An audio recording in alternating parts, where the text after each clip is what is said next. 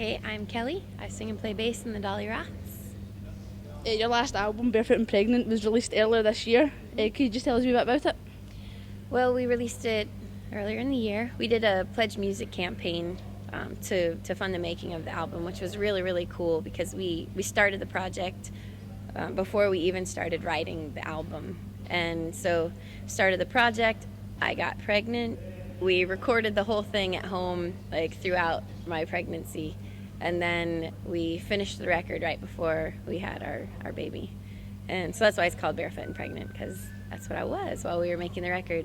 But it was a really cool process this time because using Pledge Music, we did our last record through Kickstarter, and it's kind of a similar idea, but Pledge Music is more music-based.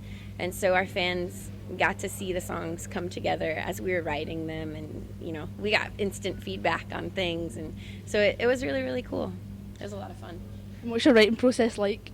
It usually starts with a guitar riff, and then, you know, Lewis will play something and I'll come up with a melody, and then the melody sort of, that and the guitar dictate the feeling of the song a lot of the time, and so then lyrics come after that, and usually that's how it happens. Sometimes there's just something that you're like, oh, we should write a song about the dog because he's staring at me right now and I have no idea what to write, and then you write a song called Puppy Dog Eyes, which is on the record.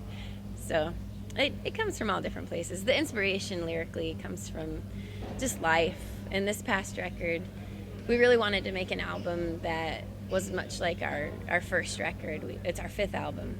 And our first one was called Eat My Heart Out, and we released it on Lookout. And, you know, it was just pure, happy pop punk in the best sense. And so, you know, we were like, all right, let's just make one of those. Like, let's not think about anything too much and not rewrite lyrics a million times, which is what we tend to do sometimes, and overthink it. So we just went with our gut and just tried to keep it like up and light, and that's the way that we were feeling. So I think it turned out as good as the first one, at least, and it's actually my favorite. So How's the fans' response to the new album been?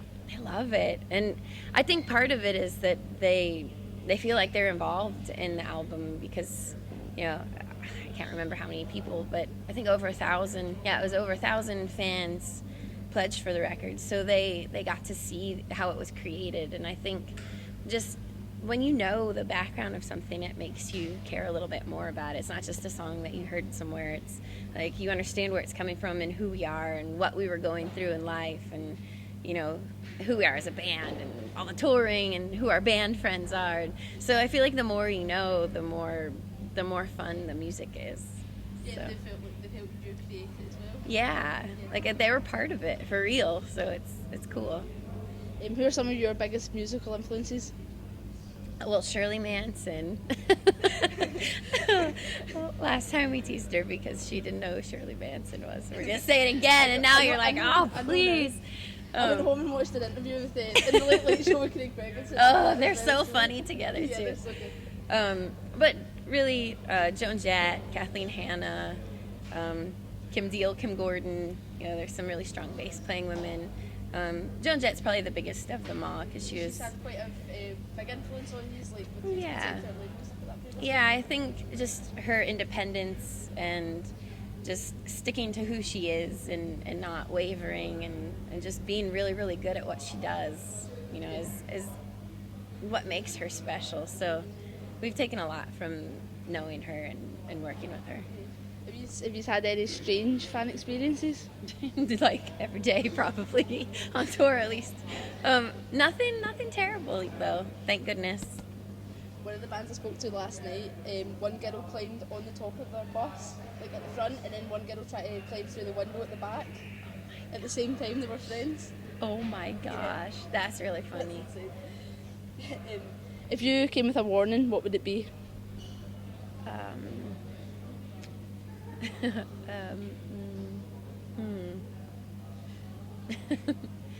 It's something like Gremlins, like, be careful if water touches me, but I love water, so it wouldn't be that. Open with caution. That's what it would be. What would your catchphrase be? Yeah. I think that's it. Yeah. What's the best piece of advice you've ever been given? Um, it would be Kim Shattuck from the Muffs. She's another huge influence, and I remember when we were starting out, we got to play a show with them, and I was talking to her about these other bands that we were in a scene with, and how it felt like it was getting like weird, like everyone felt like they were competing, and that just seemed strange. Music, folks. And she said, just don't worry about anything else. Just be you and perfect your craft and just don't second guess anything, and you'll be fine. So. What happened? Okay.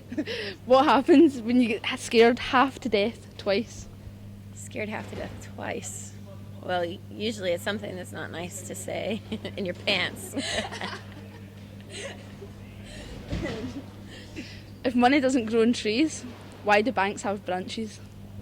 Oh, that is a question I would really like to know the answer to. Exactly. But technically money does grow on trees because it's made out of paper. Yeah. So. I hate it when my mom says that. You're just like, But it kind of does. I mean, coins don't. But paper money, which is the important stuff, does. Checks. the most important, Yeah. Wire transfers. If life was a stage, where would the audience sit? All around. Like, I think One of your shows. yeah, like it would be nice. It would just be like, just kind of all intermingling, and then there's a hub in the middle, but everything's together. If you could give a piece of advice to young people just kind of want to start out in their music career, what would it be? Just to practice a lot and play along to music that you like, and find somebody that you can play with, because when you're by yourself just playing along to music, it's fun, but I feel like I didn't really start to play until I started playing with Lewis and playing with a band. And even if you suck, it doesn't matter. Like, just getting used to playing with other people makes you grow as a musician, and just to write songs. It doesn't matter if they're good or bad. If you do it long enough, people start to think you're okay, apparently. Is there anything that you would like to say to your fans? That I love you very much. And thank you, and talk to us on Twitter and Facebook and Instagram. It's me and Lewis always, so we're really easy to get a hold of. You took the long way around. Yeah, I took the long way. You could have been like, yo, Kelly, Lewis. Just been like, Twitter, can I please? Yeah, that's great. Thanks a lot. You got Thank it. you. Thank you.